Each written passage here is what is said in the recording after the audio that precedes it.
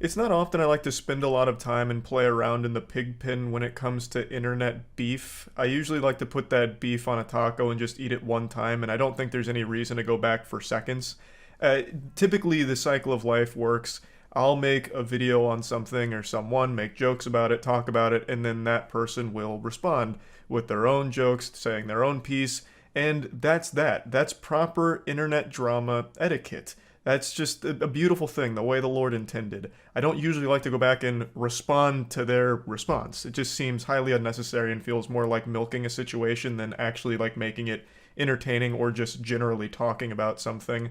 Of course, I have done it in the past a few times where it really feels like it's an important situation and one that I really do need to respond to again, or if it's just a highly wild one and I just have that little devil on my shoulder that I can't persuade otherwise and it forces me to make yet another video about something silly. But usually I steer clear of it, and today is one of those special cases where I am going to be responding to someone's response. 2 days ago now, I made a video on a self-proclaimed super wealthy guru who was talking about how he could take your girl because he has so much money, and if you make less than 10K a month, you shouldn't go to the gym. You're a fucking idiot if you go to the gym. It was just really embarrassing stuff, and I was just pointing out how silly and stupid all of it was, just making fun of him. And he didn't take too kindly to it, so he put on his extra small big boy pants and said, "Alright, bub, so you want to tussle with the lack of muscle? I'll challenge you to a fight." So he made a fight declaration to me to like box me. And this is the main reason I'm talking about this goober again. When you challenge someone to a fight because they made jokes about you, I feel like you lose on the spot because all you're showing is that the jokes hurt your feelings. They got under your skin. So now you're coping with this defense mechanism of, I'll beat you in a fight because of what you said. And I feel like that's just the ultimate fucking L. Now, let's walk through this hypothetical. Let's say I took up the malnourished Martian on his fight offer and he beats my ass. He brutalizes me somehow. He takes his McLaren out and he's like, "Get a load of this, tough guy," and he starts wailing on me. What does that change about everything I've said about him? It's all still the truth. All the jokes are still applicable. It's just never fully computed with me because it always comes across as even whinier and more pathetic, at least in my eyes. And I'm sure the reason he's doing it is just for the sake of soaking up as much attention as possible. He makes it very clear in the beginning of the video that he's doing all of this for views, so I have no doubt that's the play. But what if I was to accept his offer? I feel like that would be his legitimate worst nightmare because I am 100% sure he's never thrown a punch in his life, not even in his dreams, because his bones would shatter. And let's not forget, I do keep that big iron on me. And these pythons, they don't play nice. But being in great shape doesn't correlate to being a great fighter. So who knows, maybe this guy absolutely could slap me around in a physical fight. But we won't find out because I don't plan on accepting the offer regardless. It was by this guy Penguinz, whatever his name is. Brother, you have the video up on the screen. What do you mean Penguinz, whatever his name is? You could have just opened your eyes. Are you too wealthy to just read? Can you read? It's Penguinz0. He was talking a bunch of crap about my video. So we're going to respond. This is my reaction. Okay, we're not going to get heated in this. I'm not really massively triggered. I just want to take advantage of the views. So we're going to get right into this. Immediately, this little weasel's already lying. I wasn't talking crap about his videos. I was talking shit about his videos. Okay, I don't only own a McLaren. I used to have a 570S that was white. If you follow me for a while, you know this. It was a convertible drop top. Okay, I had that car, sold it, got a yellow Maserati, then got bored, and I was like, I got to get another McLaren. So I have a McLaren, a Maserati Ghibli. That's a 1 of 5, by the way, which costs way more than this entire fucking YouTube channel's ad revenue on a monthly basis. And then...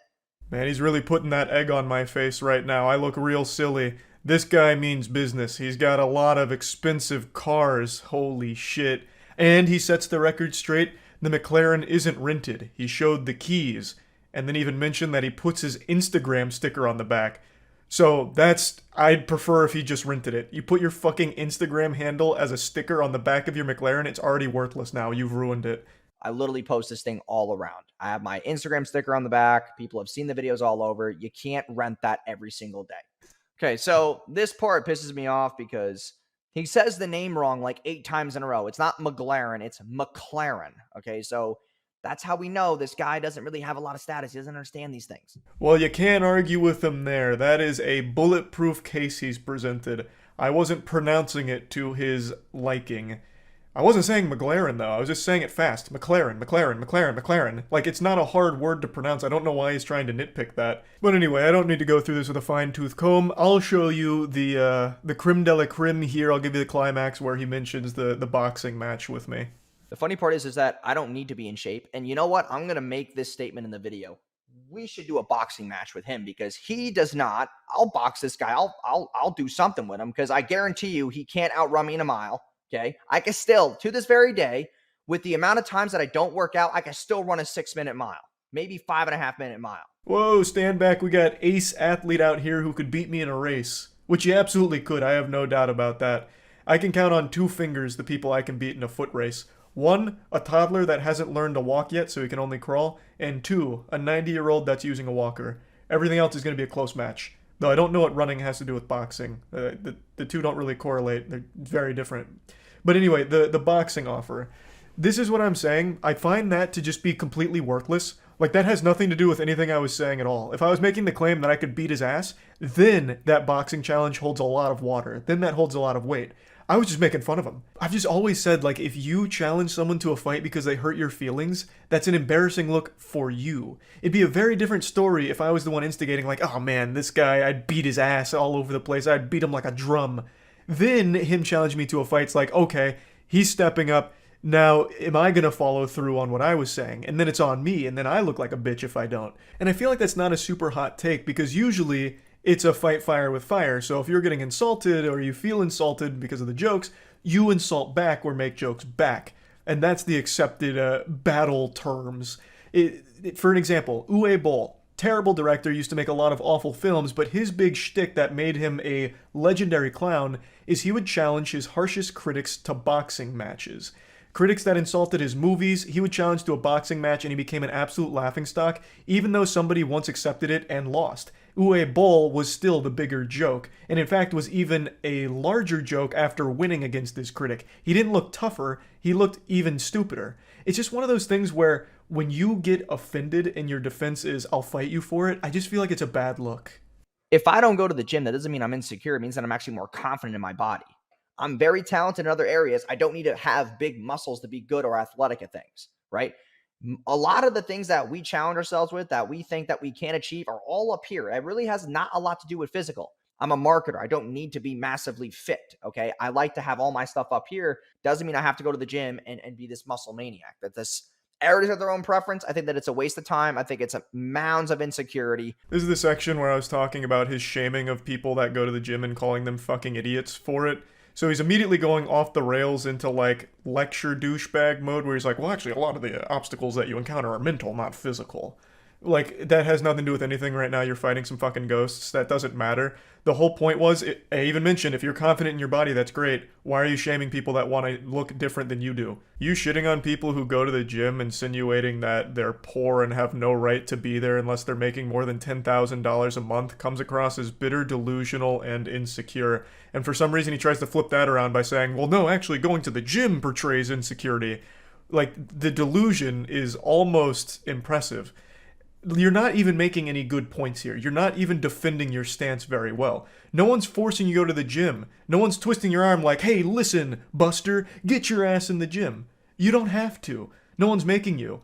But why are you shitting on people that do? It's not a waste of time at all. It's not even a huge time commitment to get in good shape. An hour a day and then changing your diet around to make your health better? Like, it's not even this huge detriment that's going to lead to them being broke or anything. It's just absolute nonsense from a guy who I'm certain has never picked up anything heavy in his life. Because if you look at a person who lifts and a person who doesn't lift but has a lot of skill sets and has high intellect, the guy with a lot of intellect, with a lot of path and purpose and skill sets, it's going to win. Just because you can lift things doesn't mean you're smart. It just means that you can just lift shit. I mean, it's like... So much useless drivel and cope for why he doesn't lift. You can do both here, dummy. You can lift and still be highly intellectual. Even if being in great shape isn't necessary for the skill set for your career path, it's still probably worth doing because it's not a massive time investment for it. lifting occasionally and eating better is not somehow going to ruin your chance of success and lead to you being broke and unable to find a career path that makes more than 10K a month or whatever the fuck you're talking about. This is just all mental gymnastics to justify you personally not wanting to go to the gym. Just don't. But I don't understand the point in shitting in people who do. It's just so weird. There's no excuse to why you can't make 10K a month. And honestly, life doesn't really start until $30,000 a month. I make a bunch of videos about this. I know a lot of people think this guy is rage baiting or playing a character, but I have good reason to believe that he is completely genuine. From everything I've seen from him, this really does seem to be the way he views the world. He proudly proclaims that life doesn't start till you're making 30K a month, and that there's absolutely no excuse for somehow making less than 10K a month. This is a guy who lost touch with reality long, long ago. It's not what I'm talking about as far as protect. It's not about the physicality. It's about the fact of the matter that she needs to feel safe and protected in a nice home with a good financial situation, be able to raise kids and be able to go out with her friends and still be the woman that she wants to be and have her own path and purpose. It's not about the physicality, okay? And also, if you make enough money, you get a security team, okay? Now, I don't have one, but all I'm saying there is that you use money to give you extra freedoms. So he made a point to say that if you're not making 6 figures a year, you need to break up with your girlfriend right now because he'll probably fucking steal her from you because he has more money, which means he can protect her and provide for her better than you can. He explains that the protecting thing wasn't about physicality, like physically being able to defend her from harm. It was being able to give her like a big house and shelter and financial freedom to spend money to go out with her friends and raise a kid. Now, I live in the real world where you don't need 6 figures to be able to provide a safe household like that to afford those kind of good things. But he's out there in fucking Narnia, Fantasyland, where apparently you need 6 figures for that. But regardless, what really stands out to me is his last claim, where when you're making a lot of money, you get a security team. That was a huge red flag. That sounded the alarms, the sirens blared that this guy is most likely a fraud and pretending he is fake. We, at our warehouse, actually did look into hiring a full-time security team for the property. It is an outrageous expense. From all of the research I've done on his media company, I can neither confirm nor deny if his claims are accurate about it generating 9 figures for his clients. The only place that's spouting those numbers are his websites, and he has fucking 3 of them. One of them hasn't been maintained in the last 3 years. All it does is drip feed fanfic about his upbringing, as well as 404 when you try and look up anything else about it. And then underneath a documentary he made where he sucks his own dick, it's just this giant white page, just this void of emptiness. So there's no good information there, but on his other 2 websites, he does have claims that it's 9-figure generating. But as he mentions in his response, that doesn't mean he's worth 9 figures. From all of the numbers I can find online, and I always take these with a grain of salt, his net worth is between $3 to $6 million. If those numbers are even close to accurate, he himself couldn't afford a full-time security team. He lives where I do, in Florida. If you wanted to hire just one full-time bodyguard for a property or whatever, you are looking at an expense of roughly $150K for one person. That's not even a full team. He would run out of money in like 2 years, perhaps. So it, to me, seems like he has no fucking clue what he's talking about. He's making it sound like this is a common purchase people start making when they start getting a lot of money, when it is not. This is something that's reserved only for like the highest income individuals or actual large businesses. To me, this really just feels like he's pretending. And making more than 10K a month doesn't enable you to magically protect her better. If you see how he edits the video right there, he trimmed it because he knew what he was about to say was stupid. That's the only time where he trimmed the video, where he cut it. Because he knows that he was about to say that it's not important to make 10K a month when I know damn well with 12 million subscribers, he makes more than $10,000 a month. It's hypocritical for him to say that because he has things behind him right now that, from what I can see, they're not cheap things. This is a big gotcha moment from him here. An astute observation, he noticed a cut, but then falsely claims it's the only one I made. Bro, I make cuts in videos. This isn't all just one take. Sometimes I actually do get videos in just like one full fucking take, but usually I don't. I'll fumble words, and that's when it gets cut, and I'll go back and explain things differently, say something else entirely. It's all very normal. I actually just did it. I'm not sure if you noticed. It's not uncommon. In a live stream, I can't do that, so yeah, all of that's one take. But, I mean, you're in the space, right? Like, you have to know how video editing works and video making. I don't know why he's trying to catch me on a cut and assuming that I was about to say that making 10K a month isn't important. And it's also not hypocritical either, if I was to make that point. You don't need to be making 10K a month to be happy. You just simply don't. Your whole personality is money. I lived the majority of my life without even imagining $10,000 a month, and I was happy then too. Just as happy then as I am now. It's not a necessary, absolute must-have thing, and you're not a failure if you don't get $10,000 a month. Contrary to the delusion that you're fucking encumbered by, you don't need 30K a month to start living. You don't. Like, I can't believe anyone actually thinks that way. What an outrageous claim to make. So, I wasn't going to say that, but I'll say it now. You don't need 10K a month in order to go to the gym, to have a loving relationship, to provide for your girlfriend, protect her, have a happy life, have happy kids. You don't ever need to breach 10K a month to reach that level. It's not a bad spot. I don't need a massive house with 18 fucking bedrooms with nobody to vacate them. That's a stupid financial investment, okay? The car is not, because the car is for marketing. The car is something I enjoy.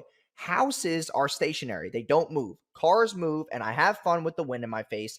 Finally, something reasonable here. I pointed out that his house tour is a very nice spot, but it's not a mega mansion, which confused me because he's all about flexing his cars, for example.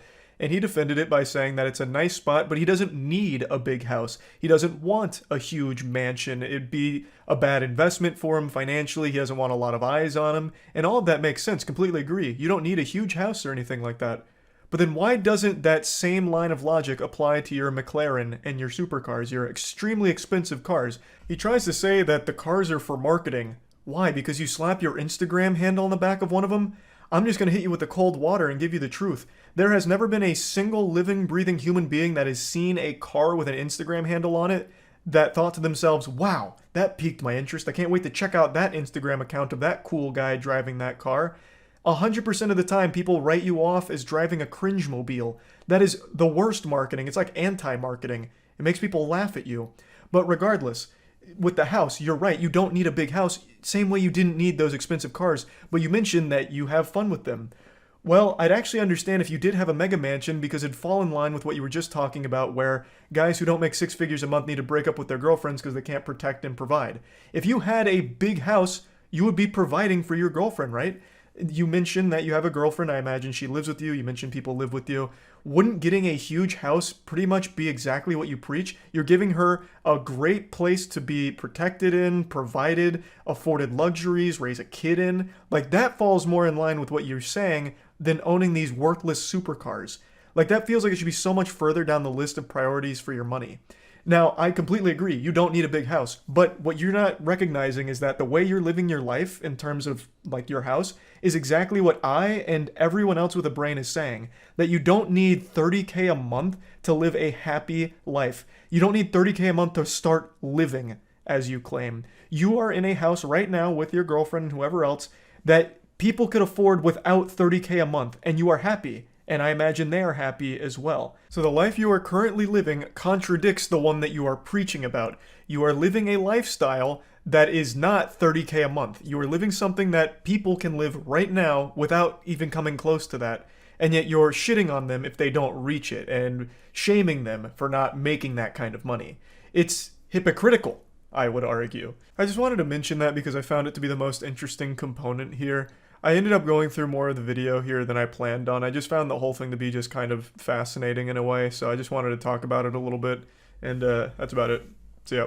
Often during streams I'm asked who I think the worst YouTuber on the site is, and typically I'll default to saying Rice Gum because he's a massive insufferable douchebag, and his content is about as much fun to watch as watching your grandfather bare-ass sit onto a cactus while he has a hemorrhoid. But objectively speaking, I don't think he's the worst YouTuber on the site. He's certainly still my least favorite, but I think I found the worst YouTuber that this site has to offer, so let's go ahead and dive in. This channel's name is NNA Productions, and it's so generic it makes Nickelback look like rock and roll pioneers. This channel is a scientific anomaly that challenges our very understanding of the basic particles of the universe.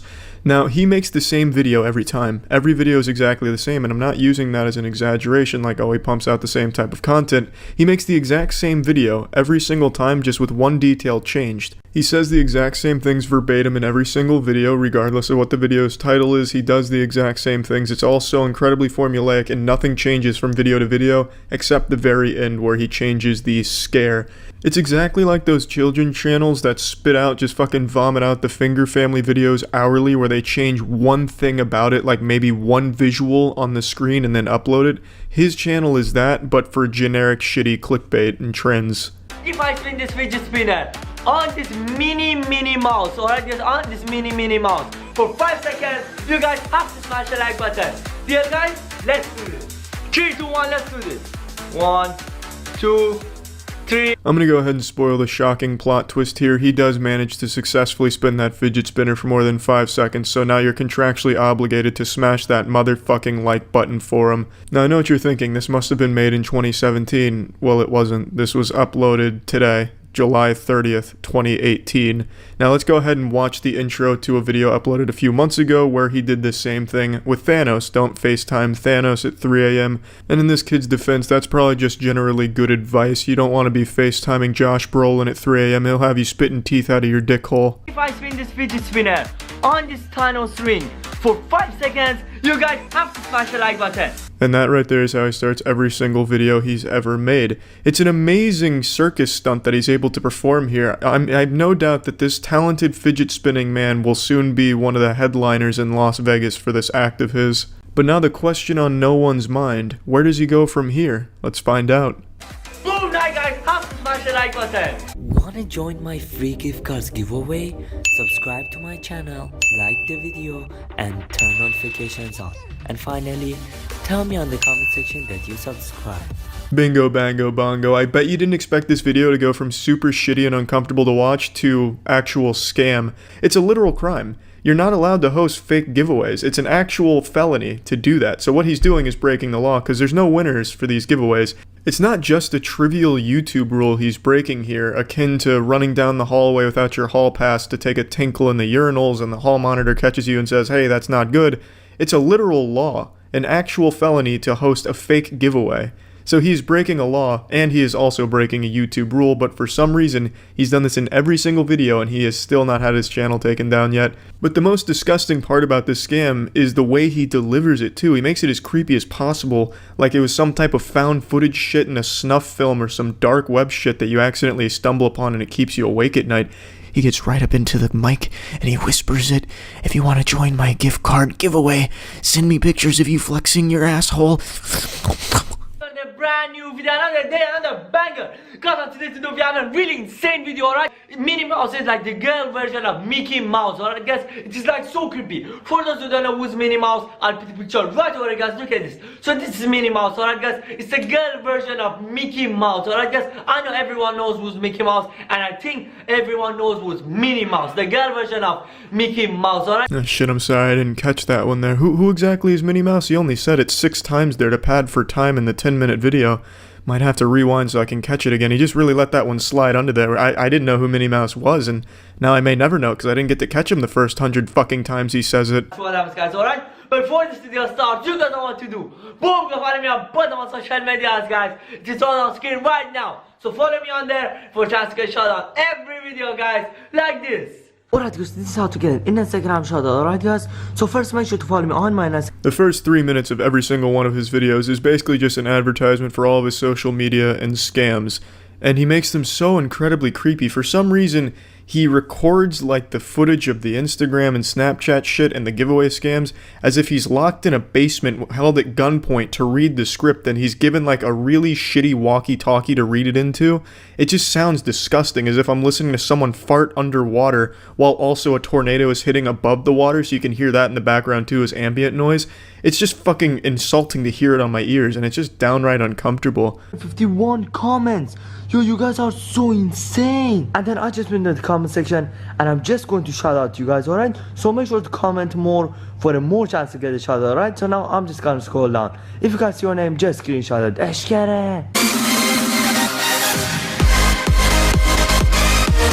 I'm gonna save you the misery of sitting through this because it is 1 minute and 30 seconds of an uninterrupted montage of him scrolling through his Instagram comments. And they're just copy and pasted comments. He has maybe 4 active Instagram followers, but each one of them leaves about 200 comments each to compete in his fake giveaways. It's pathetic. And it's sad, and I have no doubt that he operates a couple of those accounts to inflate his comment numbers as well. But man, this guy wasn't lying. He is back with another banger, some savage hot fucking fire out here. Don't let your girlfriend or wife watch this man, because they will get pregnant just from looking at his beauty. And if they see his Instagram comments, shit bro, you just lost your girlfriend and wife. Smash that like button, subscribe to my channel if you're new, and turn on post notification to be on notification squad, guys.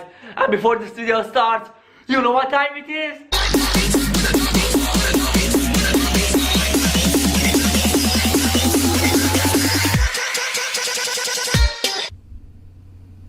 This one's my fault. I should have known what time it was. It's more dubstep time. So we're 4 minutes into the video. 4 or 5 minutes, I don't remember, and I don't feel like looking again, but somewhere in that ballpark. And he has still not even gotten to the point of the video or done anything that relates to the title. All of it is just padding for time to reach 10 minutes, and he does this exact same routine, exactly the way you're seeing it here, in every single one of his videos. It is a carbon copy, each single fucking video, and there's so much dubstep in each video that you will be shitting out wub wub bubbly bub boo boo boo beats. It is fucking putrid. It is the most disgusting content on the site. And it's so fucking scummy too, because not only does he do a fake giveaway, but he wastes everyone's time with these horrible dance breaks and Instagram scrolls. I don't understand at all how this is even allowed to be on here. A, because he's breaking rules by doing the fake giveaway and laws. And B, how the fuck has he not been chased off the site? Who watches this? Who actually sits there and awaits each upload so that way they can watch his dance times and his fidget spinning on top of erect penis time? And I don't know who would ever find this content entertaining. The obvious answer is always kids, but what kind of kid has the patience to keep watching the same video every single time? And it's not like this is a charismatic or entertaining guy. He doesn't tell jokes. He doesn't do anything except beg you to smash the like button and subscribe, ring the bell, enter in his fake giveaway, and then send him pictures of your fucking flaccid asshole. I just came into WhatsApp and Minnie Mouse is actually here. You look at this guy's Minnie Mouse. I just saved the name and then her profile picture just showed up. There's like no way guys, this is so insane. Look guys, I'm just gonna open it. Oh my god, look at this guys, it is actually Minnie Mouse. Well, I'm convinced. She's sending me the mouse emoji too. Yo, I'm gonna say, is this actually Minnie Mouse? That's a bulletproof strategy. He wants to confirm it's the real Minnie Mouse by asking her straight up. Gotta make sure it's not a child predator or sex offender or anything like that. But hey kid, if it's not too much to ask for, I don't mean to interrupt dance time, playtime, nap time, whatever the fuck else kind of breaks you take in this video, but could you please clean off your camera here in this shot? It's very blurry. You got a little semen left on it. Wait, you'll see. Oh my god guys, he just said wait, you'll see. Look at this, he's just, yeah, she's, oh my god. She's FaceTiming me guys, there's like no way. Look at this, like Minnie Mouse is actually FaceTiming me. Yo, this is like creeping me out guys, look. Minnie Mouse. Listening to this man speak is like listening to a record player keep skipping and looping the same shit over and over again. It's like when your Netflix starts to drop connection so it goes back a couple of milliseconds so you keep hearing the same things back and forth. That's exactly what his videos are. He repeats himself as many times as possible to keep padding for time. What a goddamn hero. Wait, who's that? Who's laughing? I can't say it. I already know who you are. I think I'm going to visit you. No, please. Minnie Mouse, no, I don't want you to visit me. And cut. That was a fucking great take right there. Stellar acting. Let's go ahead and move on to the next scene. Your lines for this one will be, oh, hi, Mark. The room's gonna be a big hit, kid, and you're the star. You're fucking nailing it out here. Your delivery is second to none. Minnie Mouse said she wants to visit me. Like, I don't even want to see her again. Yo, like, Minnie Mouse said she want to visit me, but I don't want to see her. Yo, there's like no way, guys. Like, there was a creepy guy talking, and then it was Minnie Mouse, alright, guys? Oh, thank God. Thank you for the plot summary. I zoned out there for a minute, and I must have missed some crucial details, but luckily you were there to repeat it to me a couple of times. That way I was sure to remember what had just happened a few seconds prior. like a little 24 flashback, a previously on type deal. I respect that. Very great work. I'm guessing this kid just expects everyone who clicks on his videos to have their eyes closed during it, because he just constantly tells you what you just saw. No way, guys, it's insane. At the beginning, he said, hey. I said, hey, who is this? He said, Minnie Mouse. And then a creepy guy just started laughing like out of nowhere, alright, guys?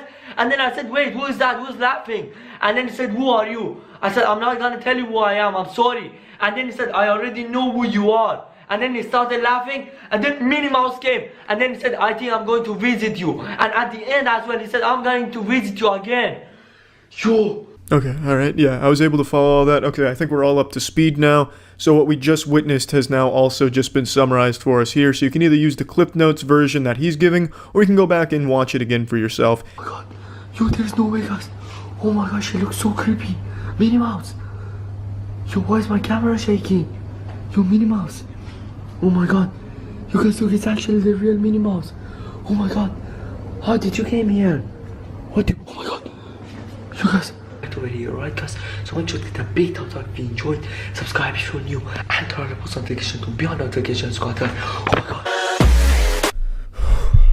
Well, I'm not sleeping tonight. Jesus Christ. Did you see that? And did you see her at the end too, when he was going through his 9th time of telling you to subscribe, like, and check out his Instagram so you can send him nudes? You saw Minnie Mouse behind him, right? Like, I'm not going insane. Like, that shit was real. Yo, guys, that was holy fuck. Man, let's check out his Thanos one. Let's go ahead and see if there's any similarities between the two. Join my free gift cards giveaway, subscribe to my channel, like the video. I'm just gonna scroll down. If you guys see your name, just screenshot it. Let's go. To be on notification squad, guys, and we are just gonna be calling Thanos.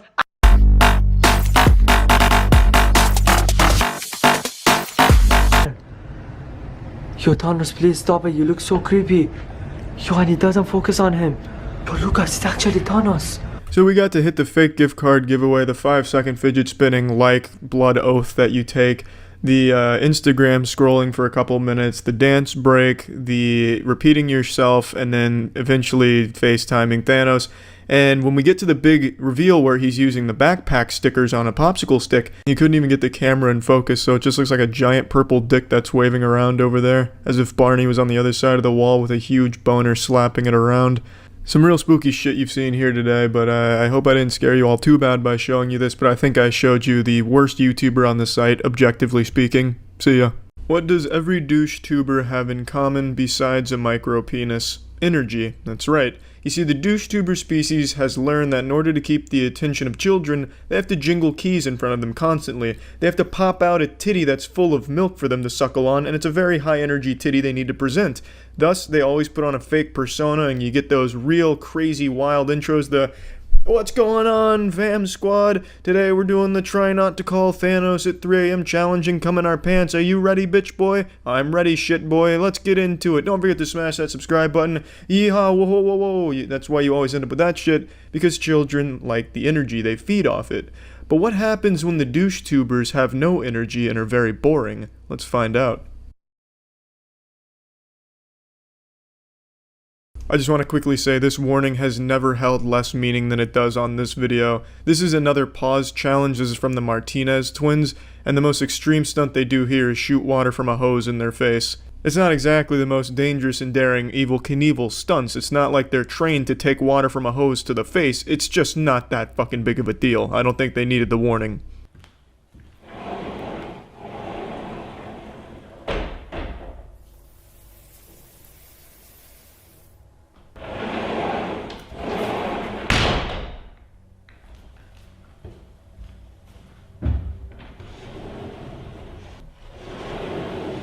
Some real edgier seat action there to start this shit off here. I mean, he comes out of the bathroom looking like a fucking Gryffindor recruit at Hogwarts, and then he comes out of the closet looking like a standard douche-tuber. But what's missing here is any energy at all, or effort, really. It's super weird. This comes across as like a really bad scene in an indie movie. This almost looks like a Neil Breen scene, honestly. There's nothing happening, there's no reason for it. This could have totally just been edited out, and they could just say, hey, let's go ahead and start this. But instead, they take 20 seconds to show him going in the bathroom, you know, jerking off real quick, coming out, and then changed. What's the point? Okay, I'm ready. You see me? I'm ready. I'm ready to go. First of all, we gotta wake up my brother, so we should go. It honestly never occurred to me just how important that royalty-free background music is to Douchebag's YouTube videos, because you notice he doesn't use anything, it's just completely quiet and him talking at it, and it's so uncomfortable. It's like the start of snuff video or like poorly acted porn. And when you don't have that background music in there, it just really highlights how fake your energy is, and it really just makes it seem so fucking weird. This intro should serve as a PSA to up-and-coming assholes to make sure you have some music in there. You wanna wake up everyone? Yeah, bro. Hi. Hi.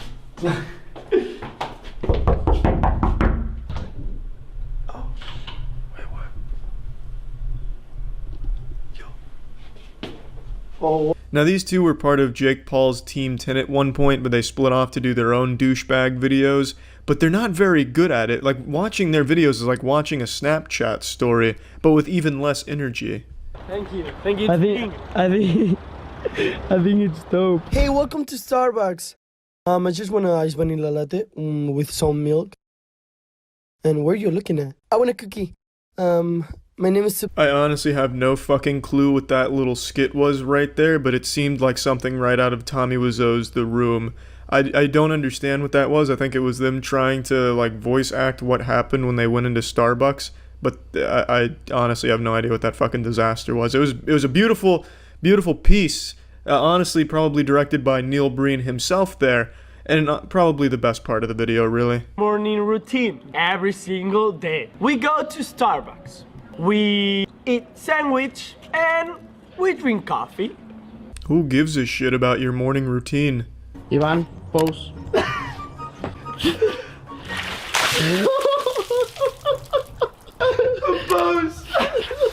Are you okay? Yeah.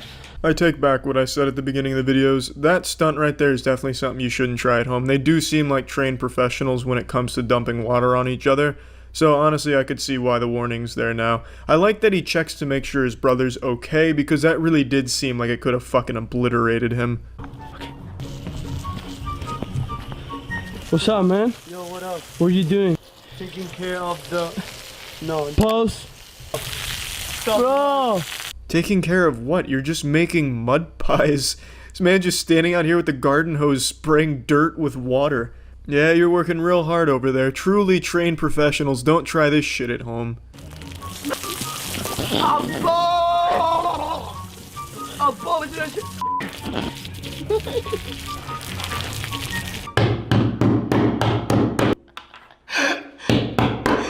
Oh my god.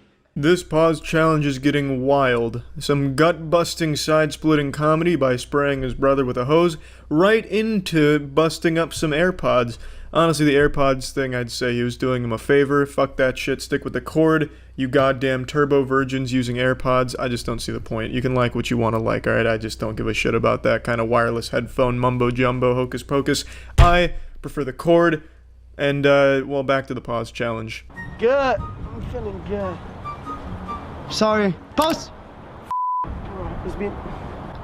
It's been twice in a day. Wait, don't worry. Pause. Pause! Now this one does look like an unironically dangerous stunt right here. He is benching some fat fucking weight there. That looks like it might be pushing 40 pounds. So making him pause like that, there's only so much the human muscles can take. It's gonna give out and destroy his sternum if he keeps him paused for too long.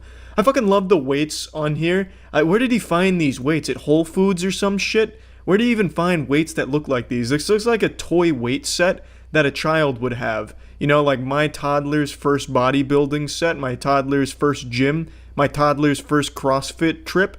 I don't understand this. I have to know how much that shit weighs. It can't be more than 2.5 pounds. It looks like it's made out of fucking Play-Doh. Stop.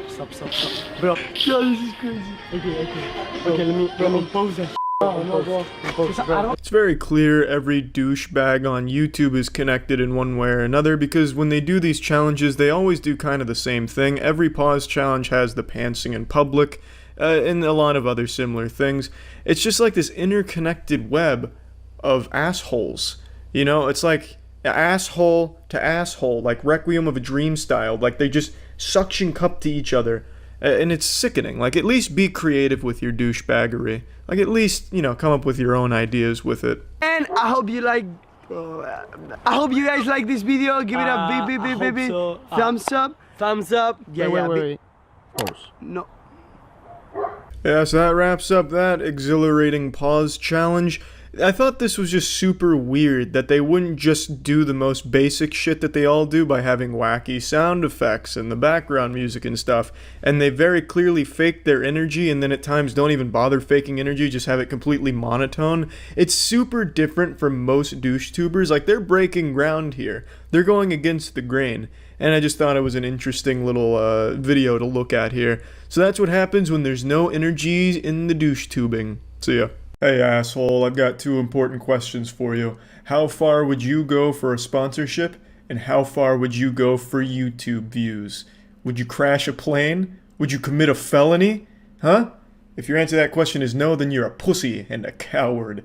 Take it from my man Trevor, who recently possibly crashed his plane on purpose for the sake of a viral YouTube video, which was also a sponsorship deal. It's a pretty wild story and one that I've been following actively since the day it was posted, which was about 13 days ago now. So just to break it down, I'll go ahead and play some footage quickly. An extreme YouTuber named Trevor, who's known for doing extreme shit like piloting, parachuting, skateboarding. I swear to God, this dude will finger blast your girlfriend while hitting a kickflip. He recently posted a video called I Crashed My Plane, and in the video he takes his friend's ashes and says he's going to spread them over his favorite mountains, but while on the flight, something goes awry. The engine stalls and he immediately abandons ship and just bails out of the plane. It honestly looks like in a video game when you press the wrong button when piloting, you just like accidentally jump out. And then he makes sure to get his GoPro and selfie stick ready so he gets some awesome footage of him skydiving basically from the plane that is inevitably going to crash. And while watching this, it seems like a scene right out of the Power Rangers movie from the early 2000s with Ivan Ooze, where the Rangers skydive, but they're hitting like all these gnarly tricks on a surfboard. That's the exact same vibe I got from this part. And then he parachutes, he lands, and then he hikes up to the crashed plane to observe the wreckage. And you can see it's completely totaled, it crashed into the side of the mountain, and then he's just kind of talking about it and then hikes back to civilization. Now I watched this on stream last night, that's twitch.tv/moistcritical. I stream every day, come stop by, it's the only stream guaranteed to get you laid. I'll put a link in the description. And while watching it with chat, we were just kind of going over everything, and then I watched a video that kind of talks about all of the things that are wrong with it. I'm no pilot, I'm really fucking dumb when it comes to aircrafts and everything, but there's a lot wrong with the video that the actual pilots have pointed out, and a couple of them that I'd like to just mention right away is almost no pilot flies with a parachute. That is very alarming for most pilots to see, apparently. And even he himself never flies with a parachute. In all of his other videos, he's never wearing one while piloting. He also doesn't really try to do anything to solve the problem when it stalls. It also stalls at a very convenient cruising altitude. And instead of trying to actually fix the problem, he just immediately bails out. And as another YouTuber pointed out, it's very suspicious that while something has gone wrong with the engine, we never see inside of the cockpit. All the cameras, like there's 12 cameras on this fucking thing. It's like a goddamn complete 360 video basically of all the camera coverage, but not a single time while the engine is apparently malfunctioning do we see anything in the cockpit. We only get the outside exterior shots of him about to jump out. So that was another very suspicious thing. A couple other pilots pointed out weird things that they noticed in the cockpit itself before everything goes wrong, and just so many things that make this video very suspicious. Seeing the YouTuber crash the plane for views? Yeah! I actually saw that the day he posted it. Someone sent me in an email. Yeah, his name's Trevor Jacobs, the guy who crashed this plane. He still got it up, too. Oh, he turned off comments. You coward. Oh, you blew it, Trevor. You blew it. Yeah, so this dude... I mean, I'll let it play. Thanks for some bees.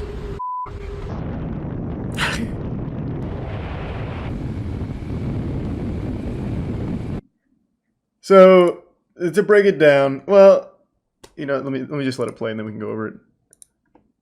I watched this the day it was posted, though. I was on the forefront of this drama. Why, though? There's a couple theories. Most people think he did it just for the sponsorship, since it's a Ridge Wallet sponsorship. So he wanted it to have good views, so that way he'd get other sponsorships from them. Like, oh, look at how well this video performed for us. That's like the leading theory. But then the other theories is just wanting the attention. That insatiable appetite for some updates. What's happening? How's it going? My name's Trevor Jacob. Super grateful he'll be joining us. Says in the video the engine fails. Okay, so I can already see people coming in here like, no, Charlie, this is completely legitimate. So let's go over a couple of things, and I'll play the corresponding clips. So it's around right here, where the engine stalls. Everything's gone wrong. Catastrophes happened. Every pilot's worst nightmare, next to like getting hit by an anti-air missile.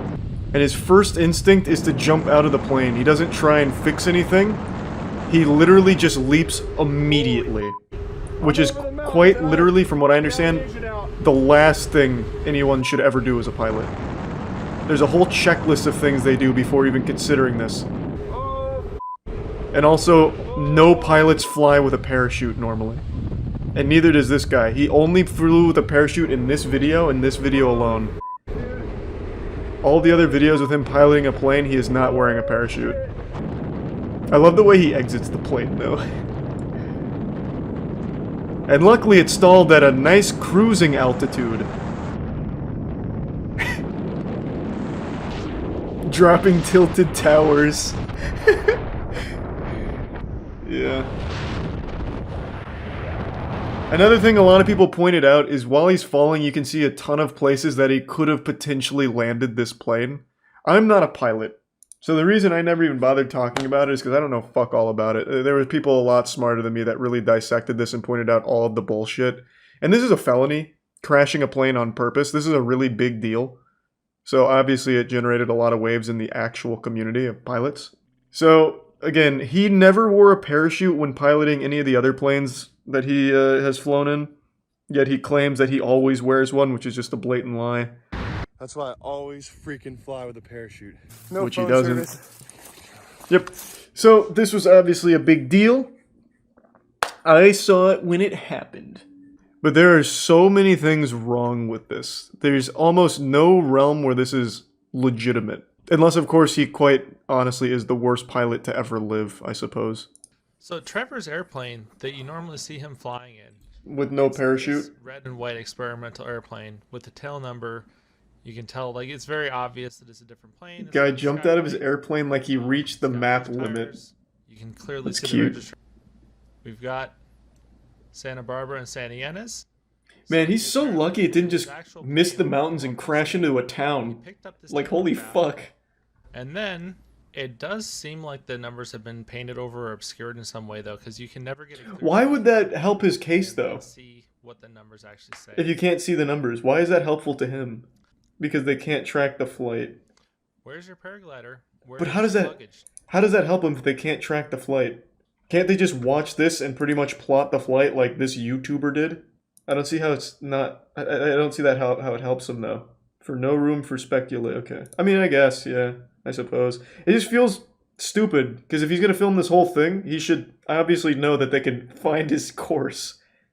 He shows him leaving the airport, and, like, that's probably... If 4chan can find Shia LaBeouf's flag in the middle of fucking nowhere by airplane routes and constellations, I'm sure the FAA could probably figure out where this dumb asshole was going, and what mountains he crashed into, considering there was only 2 possible locations nearby. So if we take a look at the oh my god! Flight, what am I looking at? What the fuck?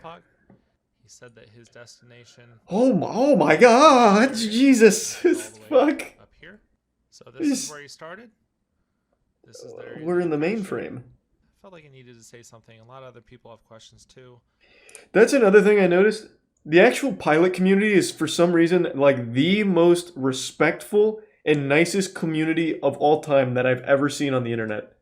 Like, in the comments before you disabled them, all the pilots that knew this was bullshit, they were like, well, there's a lot of inconsistencies with what I'm seeing here. I'd like to trust you, and I think against my better judgment I will, but here's everything that's clearly wrong about everything here.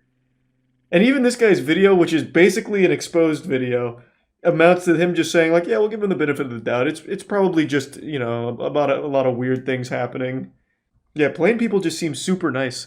And this exposed video is so big brain, I couldn't even understand half of the things he used to debunk the bullshit. For me, I knew it was garbage when someone sent it to me, and the first thing the dude did was just bail out of the plane like it was fucking GTA.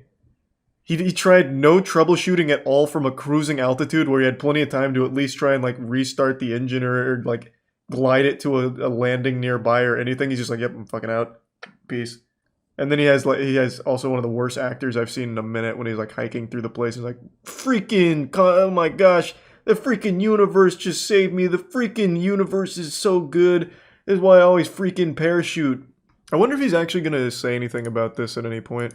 I would imagine probably not. But he's kept the video up. So I wonder what's going to come from it. Again, it's a serious crime. Like a very serious crime. Low-key terrorist attack. I mean, it is, yeah, not super wrong. He just bails out of a plane and lets it crash. It could have crashed anywhere. He had no control over where that thing was going to crash, nor who was in the area nearby. And as we just saw in the last video, there's like a whole town that's not far from these mountains. And by not far, I mean they're literally right next to these mountains. Now, I didn't mention this on stream, but it's something I thought of right after ending stream. If this video didn't have the plane crash, then what was the purpose of the video? It's basically just a video of a guy flying his plane and then landing it. I guess the draw of the video could have been spreading his friend's ashes, but that's a very personal thing and not exactly like a viral piece of content. And Trevor's channel is full of nothing but extreme moments, like all of his piloting ones have like scary stories or taking people up that are very afraid, and it's all very like exciting stuff. Whereas if this video didn't have the plane crash, it's literally just him flying and then landing. And this has a sponsor on it. Sponsors typically want to be on a piece of content they're confident would perform well. A video where Trevor just flies and lands isn't exactly going to be something that really fucking pops off in the algorithm or anything like that.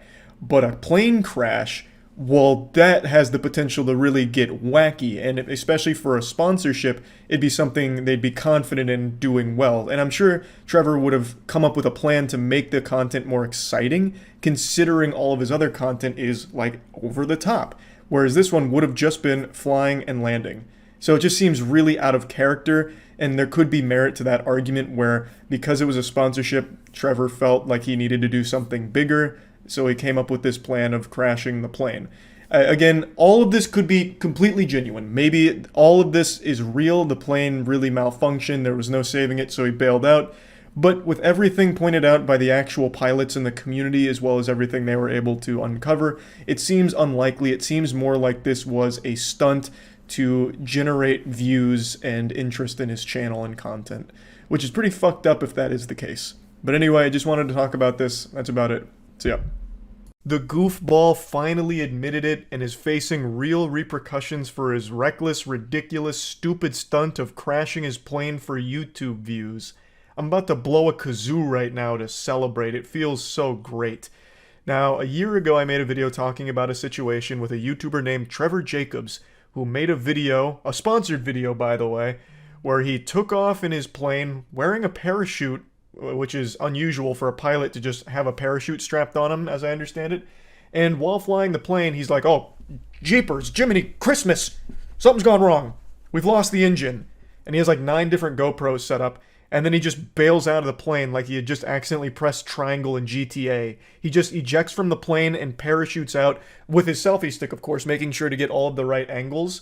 And then the plane just, unpiloted, free flies around and then eventually crashes into a mountain. Now, the reason I put an emphasis on the sponsored part of this video is because that played a role in his motivation to crash this plane for views. He said it was part of the sponsorship deal, so I imagine he wanted that shit to bang. So in his deranged little mind, he cooked up this unhinged idea of crashing his plane on purpose and parachuting out. Now, it's extremely dangerous, obviously, because he had no control over where that plane was going to crash. You know, it's not like he's the weather master. He wasn't on the ground doing some kind of fucking sacred wind dance or air bending to make sure the plane crashed into a mountain with nobody around. And even then, there could have been a hiker on the mountain or anything like that. But also, there's a town nearby where it crashed. So what very well could have happened is the plane could have just kept going, gliding, and then eventually being like a fucking terrorist attack on that town, with the plane crashing through a business or a house or something. Just from top to bottom, the absolute dumbest fucking idea a pilot could ever have. And everyone immediately knew that something was fishy here. Everyone immediately pinned exactly what happened, that this was a planned viral stunt. Because in the video, you know, when shit's hitting the fan, he's like, zoinks, it's all going awry. He made no attempt to fix anything, correct anything. His first instinct was to jump out of the plane with a selfie stick filming him and the plane behind him, and then parachuting to the ground. And also, everyone immediately called out how fucking weird it was that he was flying with a parachute strapped to him already to begin with. That's not normal. That's not something most pilots do. So all of the red flags were immediately being tripped. Everyone was sounding the alarm that this was a planned ejection and viral stunt to crash the plane for the sponsor deal. And now the Johnny Sins of pilots is fully admitting it. He's just taken all the egg on his face. He is squealing. He's currently pleading guilty to the obstruction of a federal investigation by cleaning up the site of the crash. This is in reference to Jacob going out of his way to make sure that he gets the wreckage and destroyed it himself, which you obviously can't fucking do, especially with a high-profile maneuver like this, fucking crashing a plane. So it just goes over the situation here. So he's in a plea agreement, and he said that he filmed the video as part of a product sponsorship deal, and he's looking at a potential 20 years in the slammer for it, which it sounds about par for the course. Honestly, it's just lucky no one fucking died doing this. Again, he had no control over where that plane was going to crash. This could have been an unbelievable disaster, even more so than it already was. So he agreed to the plea deal and one felony count of destruction and concealment with intent to obstruct a federal investigation. He reported the crash to the National Transportation Safety Board, who said he was responsible for preserving the wreckage. According to the plea agreement, Mr. Jacob later claimed he did not know the location of the site, but he did and returned by helicopter and secured and removed the wreckage, which he later destroyed. So he's expected to make his initial court appearance in the coming weeks, and his pilot's license was revoked last year. All this for a drop of YouTube attention, potentially 20 years in prison because you're a starved little clout goblin who needed your fix. You needed your belly full. This has to be one of the most degenerate, terminally online ideas I've ever seen cooked up by somebody to not only reach a position in your life where you're like, I'm going to crash my expensive plane for views on my YouTube channel, but then to go through with it and then try and cover up all the evidence. I don't know how anywhere along the way he didn't stop and think, wow, this is going to fuck me. Because I can't even imagine a world where he would have got away with this. There was no set of circumstances where he would have somehow gotten through all of this without a problem. Everyone knew immediately that this was a planned ejection from the start. Nothing about it looked authentic or genuine. It was all so fucking cringe. Because even when he lands, after the parachuting, because he ejects from the plane, like, immediately. He, like, the second he sees, like, a fly hits the windshield, he's like, oh shit, I'm out. And then he just dives out there. And then the rest of the video is spent with him hiking and giving, like, motivational and inspirational speeches like, man, this is all part of God's plan. The Lord put that parachute on my back today. I woke up and while brushing my teeth, I had a feeling, a tingle in my tummy that told me, wear a parachute today, Trevor. And I listened to that little tingler in my stomach and it saved my life. Sometimes you just get a premonition, you gotta follow through with it, everyone. Sometimes there's a divine plan for you, and that plan for me today was to wear this parachute to save myself from a catastrophic accident. God damn it. Golly gee. And then he hikes over to the wreckage, and then he's like, oh God, look at this. This is terrible. I can't believe this happened. Why? Where did it all go wrong? Like, it's a horrible video. He's a horrible actor. The whole plan was beyond ridiculous. It's just crazy. It's craziness. Jacob also admitted in his plea agreement that he intended to make money through the video. Fucking obviously, that was clearly the main motivator here, that internet clout and ad revenue from the video. He also admitted to lying to federal investigators after submitting an aircraft accident incident report and falsely claimed the plane fully lost power roughly half an hour after takeoff, the news release said. Also, it's pretty clear to everyone watching the video, the plane doesn't exactly just lose power out of nowhere. Everything that happens in the plane in the video actually just seems like a Disney ride. Like, it is just very fucking silly. It seems like that kind of shit that you have is like the pre-ride entertainment when you're waiting in line at Disney. It's embarrassing. And it's so poorly acted that it immediately tipped off people as stupid as me who have no clue about aircraft or anything aviation related. And I was like, yeah, this had to be fake. All of it was so clearly a stunt, a viral play for that ad revenue and that sponsorship bucks. Jacob also lied to a Federal Aviation Administration safety inspector when he said the airplane's engine had quit, and because he could not identify any safe landing options, he had to parachute out of the plane. And again, if you watch the video, he doesn't look for any safe landing options. He doesn't look anywhere except for where his selfie stick was. The closest thing that even comes to a panic is him trying to locate his selfie stick so he can make sure to get good footage.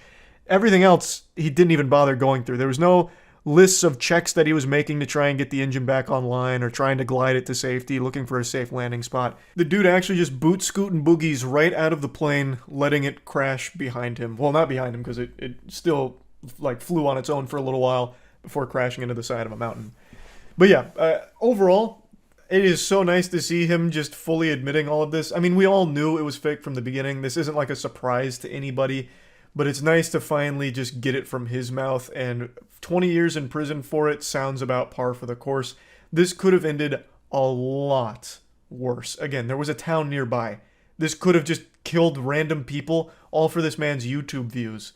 It's so ridiculous. So just wanted to give a little update to this because when I was streaming today, watching the Moist Esports Rocket League squad absolutely pop off, chat made me aware that Trevor Jacob was finally facing the repercussions and just openly admitting all of it. So right after the games today, I went, checked everything with a big smile on my face, and I figured it was worth updating all of you who may have been, aware of the story but not following it that closely like I was. So looking like the happy ending here. Hopefully he does face that prison time because he absolutely deserves it.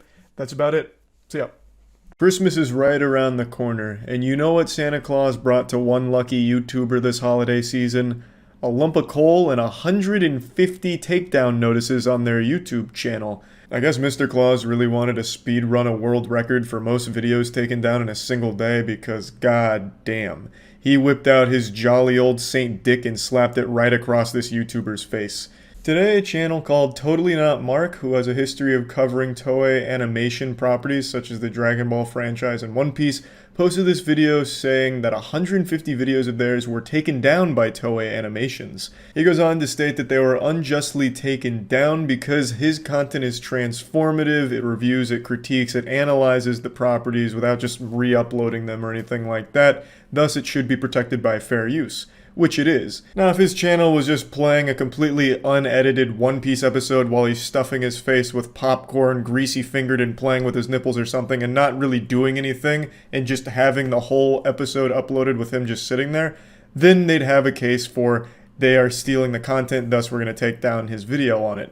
But his whole channel is about the review of anime and discussing it and analyzing it, and he completely transforms that content, and it's not like he's using extensive amounts of like unedited clips from the shows or the manga that he's looking at either. So he's in the right in thinking that it is some bullshit, but if you've been on YouTube for any length of time really, you'll know that anime companies don't give a fuck about fair use. They don't give a shit, especially Toei Animations. You'll remember Team 4-Star, the people behind Dragon Ball Z Abridged. They had a video taken down and a strike on their channel while they were doing a cameo in the official Dragon Ball Z Kai show. So Toei literally had them doing a cameo while they were fucking them in the ass on YouTube. And in Mark's video here, he actually tells a similar story. Toei Animations apparently reached out to Mark and his channel in order to promote their content on it. And then they go and bury 150 of his videos, just throw that right in the shitter. To be honest, the most surprising thing about this video is the fact that they didn't strike his channel. Usually when Toei Animation has gone on these supervillain rampages, they don't just take down the videos and block them, they strike the channel for each video. So this really could have been 150 strikes in a single day for Mark and his channel. They could have banished him to the Shadow Realm. 150 strikes all at once just sends him straight to hell. That's usually how they conduct business when they go nuts to butts. This isn't the first time they've attacked YouTubers before, as I mentioned Team 4-Star, but they've also just attacked all kinds of content creators no matter their size, just for the most innocent shit. Like if there's a video of an 8-year-old drawing Goku on a piece of paper in crayon, they'll probably strike down that video at some point. They just are ruthless and they don't give a fuck. So I'm not surprised to see they did this, it's just always upsetting when they do. I'm sure if he fought each of these claims, he would get the videos reinstated over time. But it's such a tedious, laborious process, and he mentions that as well, that it just takes so long. It would take years and years in order to get all of them back through that process. And I know a lot of people are blaming YouTube for it, and YouTube's a lot at fault because they have the tools that allows a company like this to abuse them. And it is always frustrating to see how hands-off they are when their system gets abused. They just say, oh, we'll just handle it with them. You guys can take care of it. We're not going to do shit about it. Fuck it. You guys go, play in the sandbox and make sandcastles of legal disputes. We're not touching it. That's always fucking awful. But I think people really need to focus on the fact that it is Toei Animations that have chose to abuse this shit and attack content creators. And it's not just YouTubers, by the way. I know they've done this on a lot of like anime sites that just like to talk about anime and just go over and critique certain things. I know for a fact they have also issued legal takedowns for other websites as well over the years. They truly just don't give a fuck about anyone else and are just so stuck in these archaic ways where they have to like lock down their property and rule it with an iron fist where no one else is allowed to even mention it unless they have paid Toei Animations money to do so. No matter how within their rights they are to critique and review anime and even show images and clips from their shows, they don't care because they will drown out that with legal notices in their legal department. Toei Animations has a lot of money and they can bully people around with it, and they do, and they have for a long time. This is just the most recent and the most grand example. 150 videos in a single day is nuts. They were taking down one video every 3 minutes, judging by like the emails he showed. They were going wild. They had some intern at the office working overtime. Dude was going fucking Ultra Instinct, double fisting mice, issuing takedowns at light speed. Just to really fuck Mark's channel here in the ass. It's just really sad, and there is something else I'd like to talk about that's not just this, but it's related. Japan has this problem and this really out of touch view on the internet. And this is just another example of it. They view this channel as like a threat to their property, or it's infringing on their property and it's bad for them. It's not promotional unless they say it is. And that extends beyond just Toei Animations and the anime industry in general. I'd like to quickly tell you a story about an agency in Japan called Johnny & Associates. They represent a lot of big groups in Japan, a lot of big influencers, and just very important people and celebrities in Japan. They rep them. And they are fucking scary. They're less of a talent agency and more of a corrupt military. So, if you've played the Yakuza series, you've probably also heard of Judgment. Judgment stars a very popular Japanese actor named Takeya Kimura. Takeya Kimura is represented by Johnny & Associates. And there's a reason why the most recent Judgment game will be the last one most likely. And it's because they're so afraid of the internet and having Kimura's picture on the internet.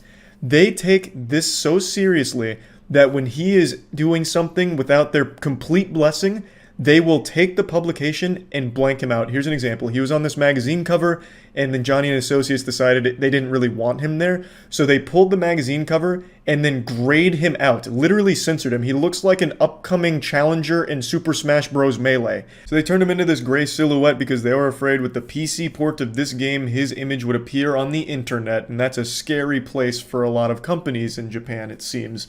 So they like the complete control, and they feel like if his image was on the internet, they'd lose that ability to control everything. And that extends to other places in Japan like Toei Animation and like Nintendo.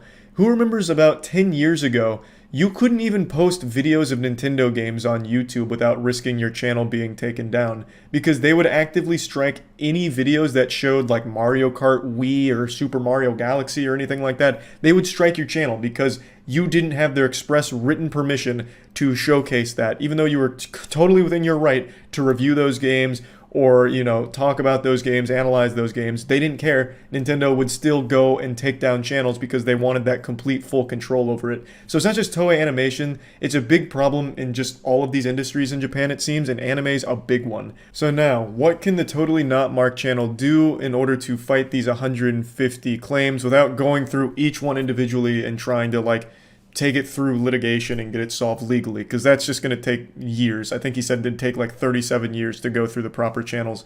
So what does he do? I think posting the video is the right first step, and he mentions that he will no longer be supporting the company. And he's a big channel, and I imagine a lot of his followers are very upset at Toei Animations for doing this. So him not supporting that company anymore, and he said he's not going to see any more like Dragon Ball Super, like their new movie, he's not going to see it. And he's encouraging his subscribers and his fans to do the same. And I think that's the right way of handling it. They need to put pressure on Toei Animations to realize that what they did was wrong and release the claims themselves. They went through the trouble of filing 150 blocks on those videos. They can go through the trouble of unblocking them. It is an absolute bogus bullshit reason they gave for the blocking. It was completely transformative material from everything I can see on the channel. So there should have been absolutely no ground for them to do that in the first place, but they abused a broken system and got away with it for now. I do hope for a good ending to the story for the Totally Not Mark channel. I really hope the videos do get reinstated. And yeah, I just wanted to talk about it because it is just a fucked up situation all around. That's about it. See ya. On the surface, Fortnite might seem like an innocent game for children to play and enjoy, and adult douchebag YouTubers to peddle their creator code to exploit children's parents' credit cards. But what if I told you it's actually much darker than that? What if Fortnite was actually haunted? The YouTube community has really put an interesting spin on Fortnite, and I've looked at a lot of their content. There's a lot of top 5 scariest Fortnite moments, scary Fortnite stories and myths, and now I think Fortnite should be up there with the greats like the Conjuring universe, The Shining. The Fortnite kind of blows them all out of the fucking water thanks to YouTubers. Let's just go ahead and dive in here with some of the scariest Fortnite moments. Number 3 clips. It doesn't seem like anything is going on at first. There's just a default skin and retail row scoping in on random buildings with a heavy jump scaring him, and I'm sure a lot of the viewers as well.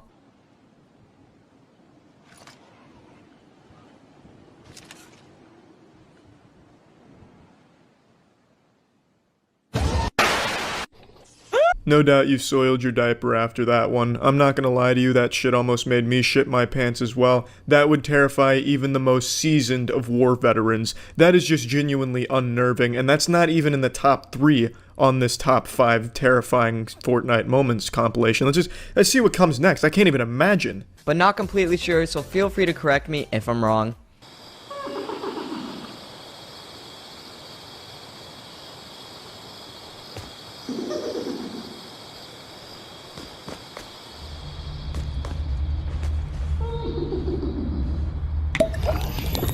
Whew, good luck sleeping tonight after seeing that. That shit's gonna give me wet nightmares for at least a week. One thing I really like about SkyDiverge's channel here is he'll spend upwards of 2 minutes describing what the clip he's about to show has in a scene-by-scene breakdown, adding nothing to it, just very matter-of-fact, blankly and boringly telling you what you're about to see. And he does it all while sounding like the Burger King foot lettuce guy if he was fucked by Leafy is Here, because all he does is surf around in these Fortnite maps doing scary Fortnite compilations. It's awful.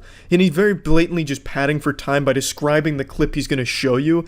And he has the audacity, the fucking shamelessness to put a paid promotion in the middle of every video where he promotes a Fortnite scam website. Into the next clip, I want to tell you guys about a very cheap iconic bundle service which is very safe and verified to be legit by a lot of pro players. This site is ran by Damn Mods, and many pro players have used this service. And as you'd expect, he also has his own Fortnite creator code that he's constantly begging people to use, just fisting their ass with that every fucking 10 seconds.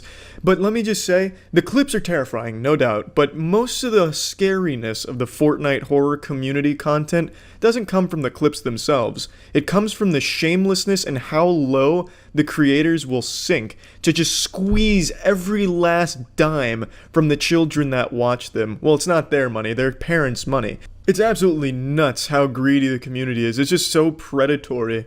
Now, I got a little sidetracked. Let's go back to getting super duper scared. Go ahead and grab a tit to suckle on. Get your mommy in here because it's about to get real fucking scary. We're gonna need some comfort food. Going to be able to tell. He gets really freaked out and eventually just ends his stream because he's so scared.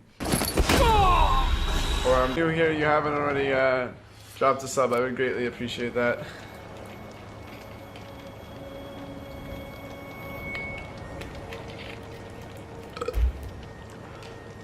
Okay, I need to not fall asleep. Oh! I'm sorry, this is a lot shorter than I thought it was gonna be. I don't know. Go raid skilled apple. Go. I'm going home. Yeah, this isn't even a Fortnite clip. I don't know why this is here, Sky. I understand the clip is shit your pants scary, no doubt about that, but your title is about Fortnite scary shit, not just scary shit in general.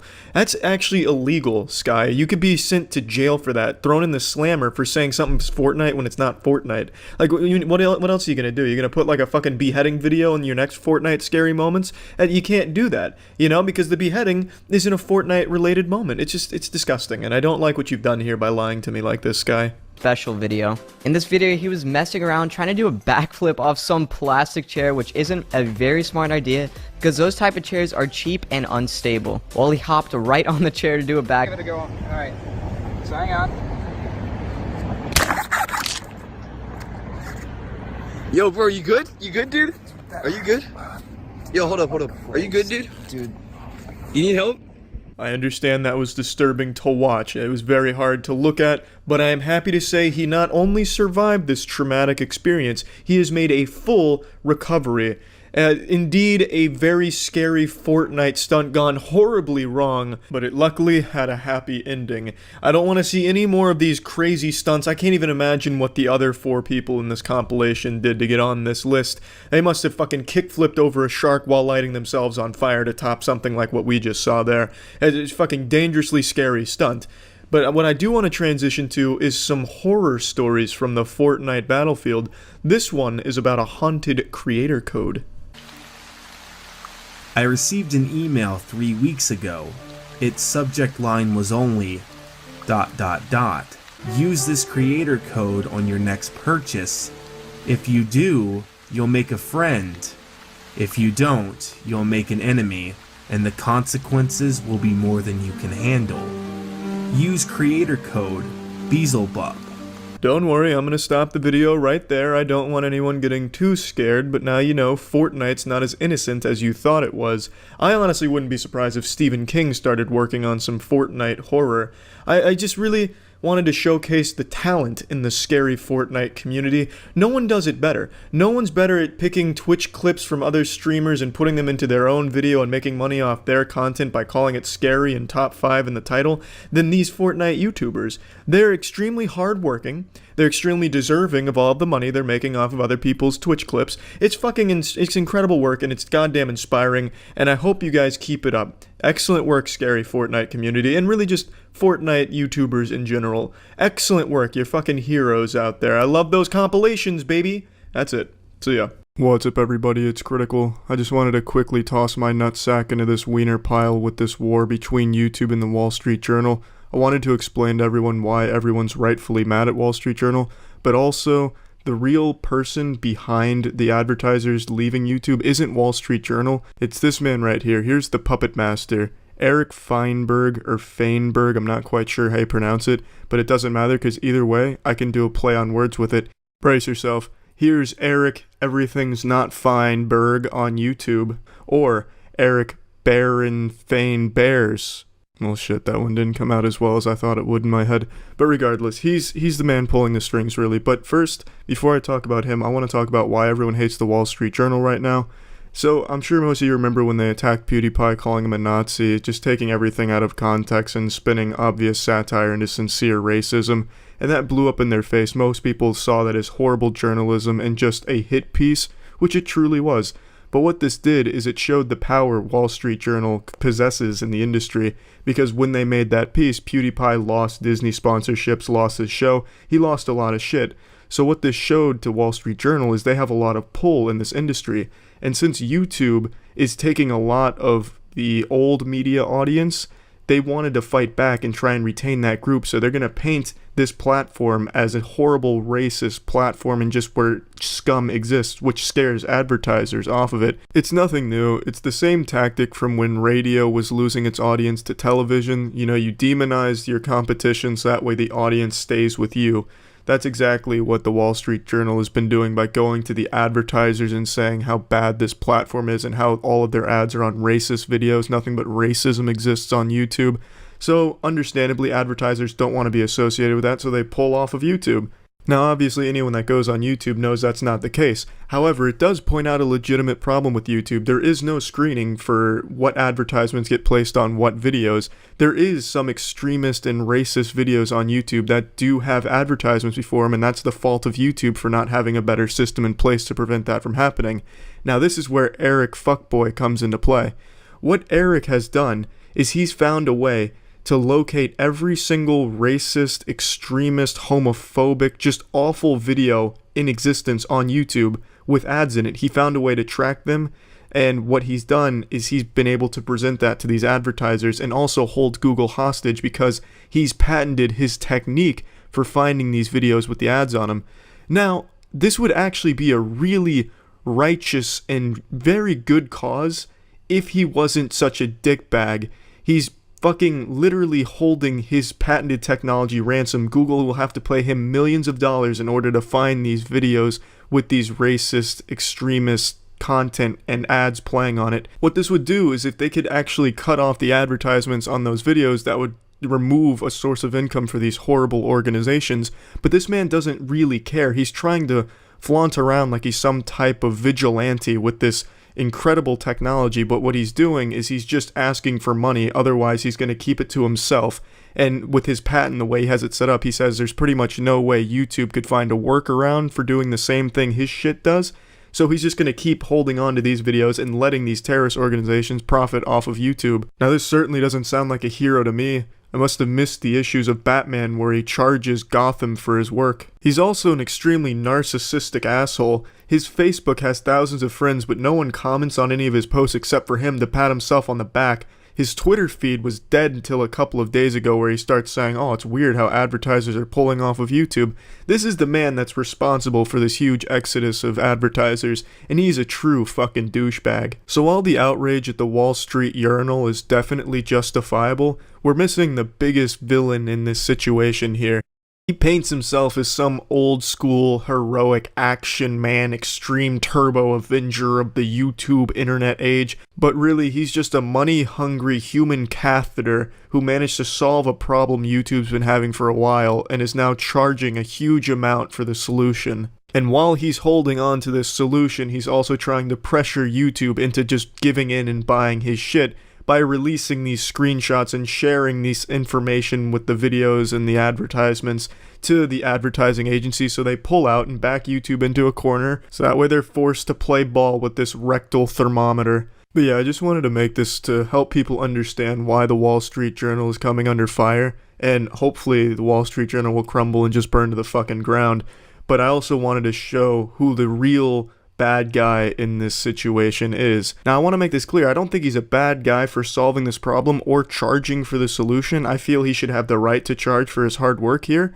I think he's a scrotal hair for two main reasons. One, he didn't just patent his way of solving the problem, he patented every single possible approach YouTube could take to attacking this problem themselves, leaving him as the only one with the solution and the only one that could possibly have a solution according to him. The second reason being, he keeps sending screenshots of these videos with the ads to the company so that way they'll pull off of YouTube and make YouTube more likely to buy his product, which is hurting everyone on the website right now. So yeah, Eric, if you're watching this, go fuck yourself, and Wall Street Journal, if you're watching this, also go fuck yourself. And that's it.